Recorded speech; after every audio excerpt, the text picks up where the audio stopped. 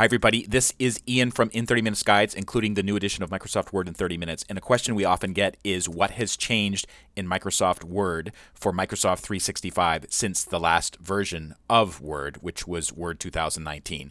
And here's what I'll tell you. This is for macOS or for Windows. The interface is almost exactly the same, but probably the biggest change that we saw as we were going over the new edition of the book was in the Review tab, specifically Editor. This is new. This replaces Spellcheck. Remember the little button that said ABC? And what happens is if you have a document open and click on Editor, the editor will pop open. It gives some metrics about your particular document. And the most important thing for me is spelling. And the spell check is a lot different than it was before. There used to be this little pop-up thing that showed up, and you could kind of go through all of your spelling errors and correct them or add them to the dictionary. Now the process is a little bit different. The way it works is you click on spelling, and I can see there's 2 words that it has already flagged. And it flagged the word York here, and you can see that this should be New York, capital New, capital York, but it only flagged the York. It gives suggestions, and what you do is you just click on it, and it will replace it.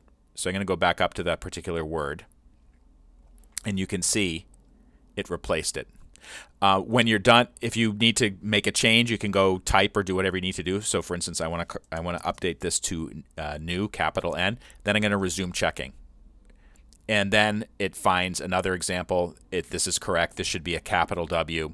So, of course, in addition to adding the word to the dictionary, if you want to do that, you can also ignore. That's just like the old version of it.